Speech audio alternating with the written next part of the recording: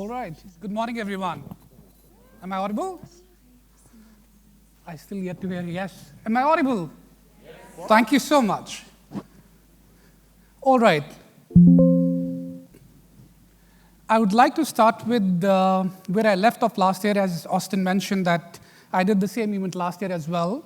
And when I was asked to present my predictions for 2022, this is what I had. It should work. Yeah. I'm not going to go through all the predictions for 2022, but my objective would be that you remember some of these, what I discussed last year, and how I presented it is into three categories: emerging technologies for marketers, marketing trends, and what we believe are unique regional differences to our region. This presentation is available online, and I can send you a copy of it. But I'd just like to highlight that we've seen a lot of actions in most of these trends, from retail media in the emerging technologies to digital out of home and better payment solutions in our regional differences. But there is one particular trend which has exceeded by far every other trend, and that becomes my top pick for 2023, and that is connected TV advertising. Let me substantiate that with a little bit of data. I'm not going to bore you with data, but if you see the data coming from US, it is the fastest growing media channel. It says 2022, it's supposed to touch 21 billion and double by 2026, but my estimate is it should happen much faster than what is predicted. It's growing at 23% annually, but we're expecting it to grow faster. The question is that it is a very new media, and if I speak to 5 people, I'm likely to get 5 different responses about it.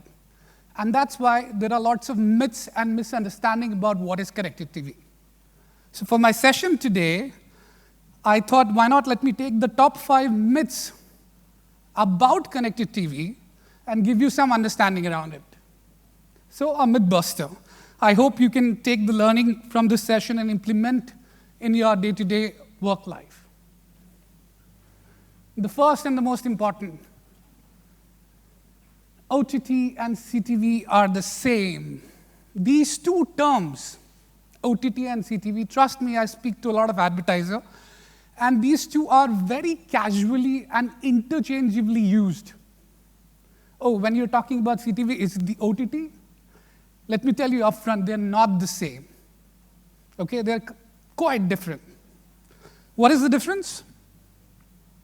OTT, or over the top, refers to the streaming service which lets you view the content.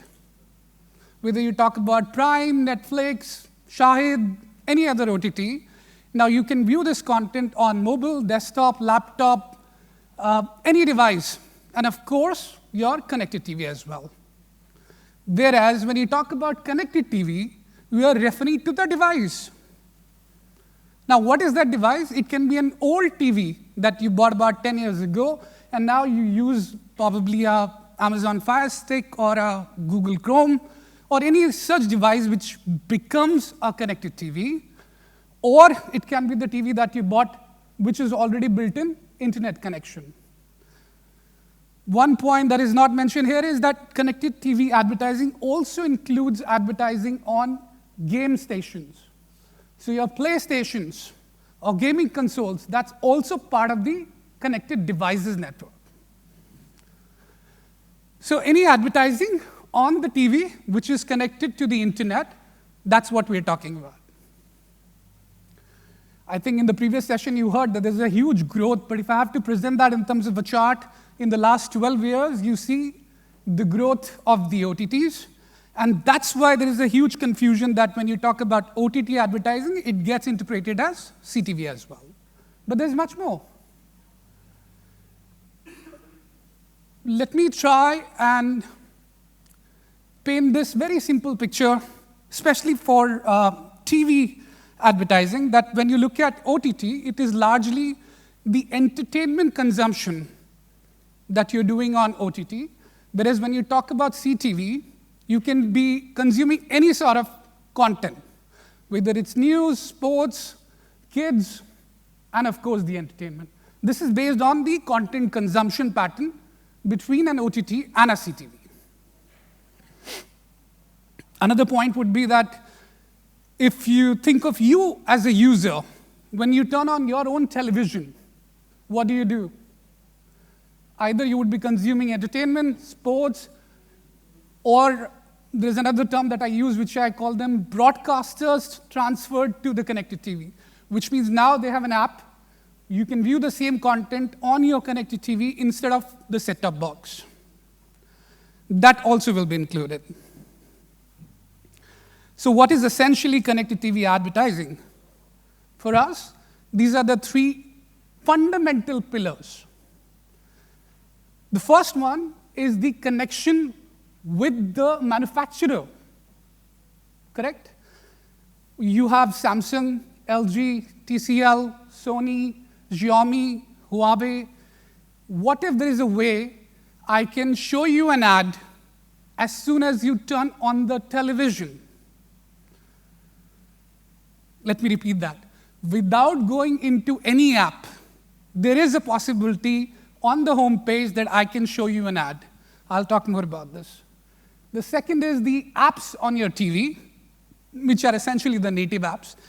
You can buy inventory on this either through OpenRTB or through a programmatic guarantee. And the best part about CTV or connected TV advertising is that the ad formats are very creative because it uses a completely different technology. Okay? I will touch upon that part as well. So essentially, three pillars: alignment with manufacturer, native apps, or open exchange. Let me also give you another example. When you hold your phone, right, what are the user behavior? You unlock your phone. So if there is a way I can tie up with the device manufacturer, as soon as you unlock your phone, there's a possibility of an ad. Second is whatever content you're browsing, if there is a way I can show you an ad, and then on the apps, and then the open exchange. Now, open exchange can be on the apps, on the phone ecosystem, as well as on the web. This is what I was talking about when there is an alignment with the device manufacturer. I'm sure you all know that we, as ArabyAds, have exclusive rights for LG in UAE, KSA, and Egypt, and these are the 4 ad spots. And I'm going to repeat, this is when you turn on the television, before you get into any app. So for all my brand marketers here, this is something that your consumer cannot skip.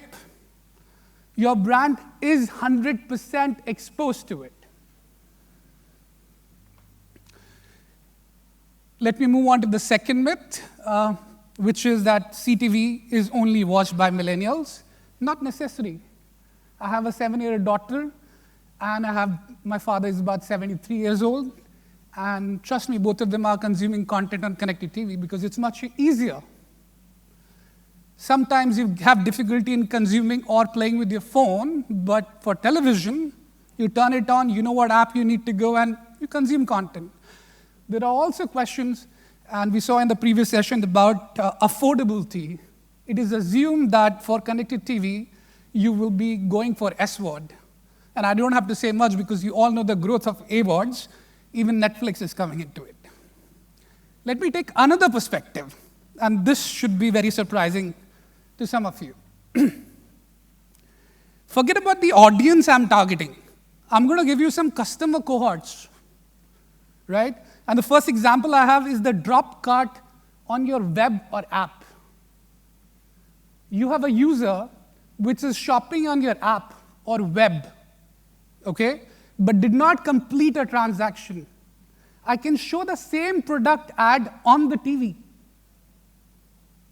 That is possible. So forget about what kind of targeting I can do on the connected TV. I'm giving you a very specific customer cohort, a drop cart customer on your web or app, retargeting the same customer on the connected TV.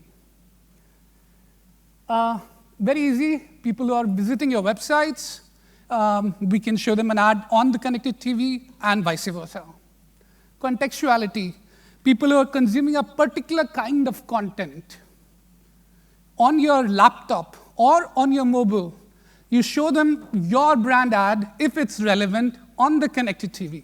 So what I'm really trying to say is the audience ability to target audiences on the connected television. One very important aspect is the competition targeting. Imagine I'm Prime, and I want to target people on connected TV who does not have Prime but has Shahid. I can do that. So if you have my app, or if you have my competition app, I can specifically target that customer cohort on the connected TV. I think the rest of it, demographic targeting is obviously there. And this is also one more unique aspect, which is the ISP targeting. Some days back, we had this case where one of the telcos wanted to target customer cohorts which are using other telcos' Wi-Fi. So let me give you an example. You are due, and you want to target people who are using Etisalat Wi-Fi on television. You can do that. And finally, proxy income targeting. I think it's fairly easy if you want to target HNIs. Anybody who has a 50 or 55-inch plus television, because it comes with a certain price point, because of that affordability of that television set should be a HNI. That's why I mentioned proxy. So if you were talking about where I started off at this point, is that if you think only millennials target watches connected TV, that's absolutely a myth. And from a brand or a marketer perspective, you can reverse engineer, and you can have all of these customer cohorts being targeted on the television. And I'm sure you would have noticed that in the last 5 years, every TV that you're buying is a connected TV, which means it comes with an internet connection. All you have to do, go at home, install it, connect it to the internet, and that's it. It becomes a targeting device. I think I covered a lot of this, but this is largely apographic, demographic, content consumption, a lot of other targeting options. You can overlap, mix and match. You can do a lot of this. Wow, one of the most important topics that my team has, and I've seen this from a lot of brands as well as agencies, that CTV is expensive. My problem is with the word expensive. Let me work with you on a scenario.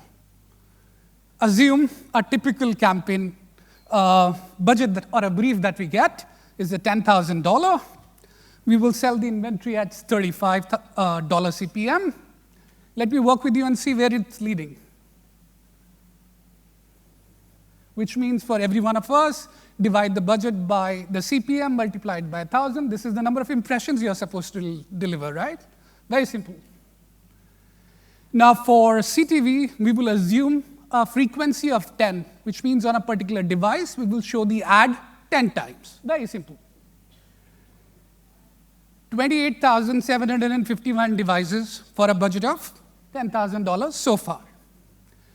Now, there's no research available, definite research available, but we assume that devices per home, connected devices per home, in the Middle East is 3 connected devices per home. So I divide this by 3 further. So I'm talking about 9,000 odd homes, unique homes. If I look at 10,000 budget, that's coming out to be $1, close to about $1. And in the summary, it's 10 ads per CTV with an average of 3 CTV, which basically means 30 CTV commercials for $1. So the word expensive is because you're benchmarking it against mobile, benchmarking it against linear TV. I know CTV has an origination from mobile, but come on, we're talking about a bigger device. Benchmark it against linear TV.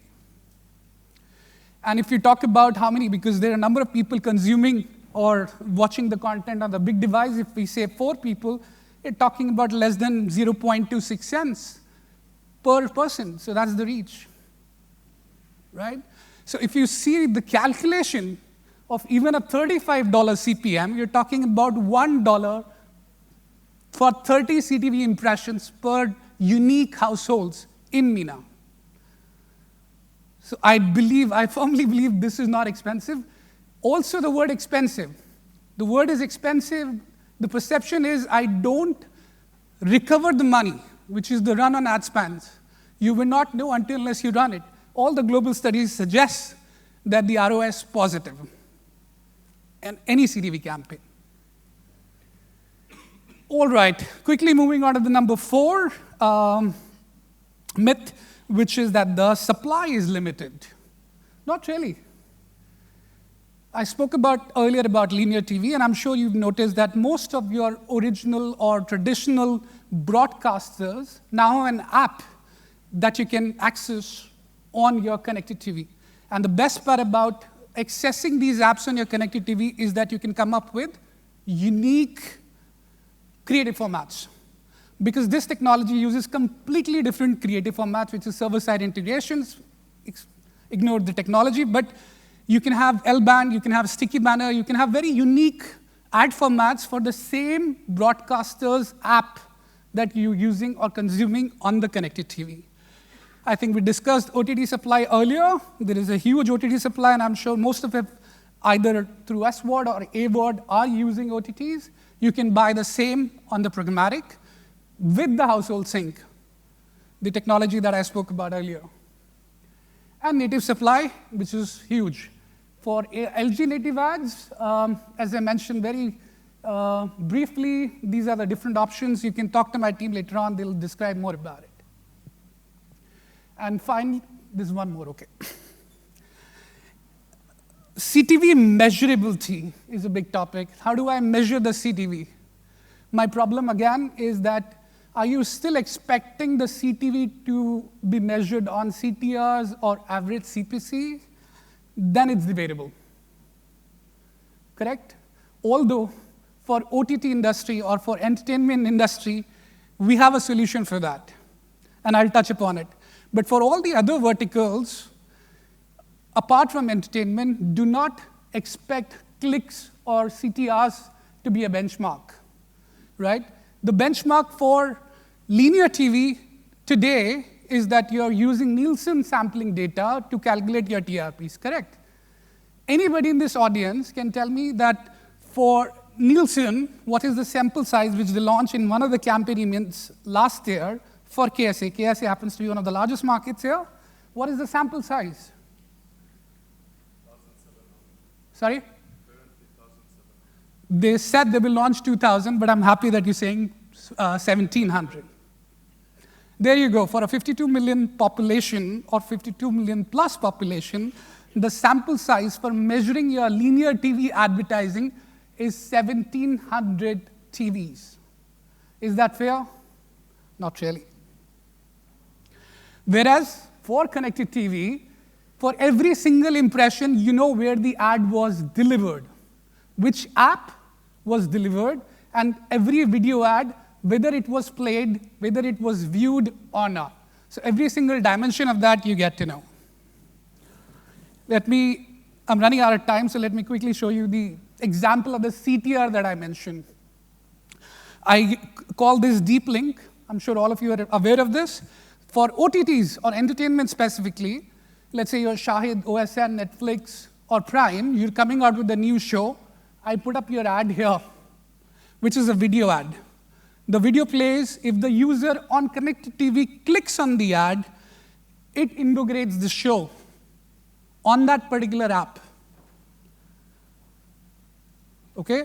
Let me repeat. For entertainment-specific clients, OTTs, because I'm assuming that the app is already downloaded, otherwise the TV app store would ask you or prompt you to download the app.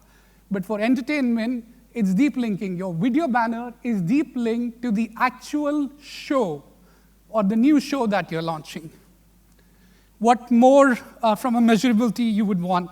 It's an impression, video view, to opening the session or opening the video or opening the particular show. And this is the household thing that I mentioned in the beginning, that whatever ad you're showing on the big screen, and I'm linking it to the measurability part because we are all traditional mobile marketers and we would like to measure every single campaign from a performance perspective, I introduce household sync. You see an ad on TV, in the next 3 seconds, I can put the same ad on the mobile for every mobile screen that's present in that house. Yeah? We call this household sync. Let me repeat. For every single television, the ad that is viewed on that particular household, I can retarget the mobile phones that are connected. How we do it? In a very simple way, we target the Wi-Fi or the IP of the Wi-Fi, and whatever devices are connected to it, we target the ad. And this is a way you can have your performance measurement. I'm not selling or I'm not trying to push this still as a performance media, but at least some sort of a performance you can measure it. In a summary, first screen experience, which is as soon as you turn on your television, higher completion rate, cookie-less targeting, rich ad formats, CTV is an effective, cost-effective channel, and finally, the power of measurability. I firmly believe the future of video advertising lies with TV, which is more targetable, and more measurable. That's about it. Me and my team are available. Any questions, happy to answer.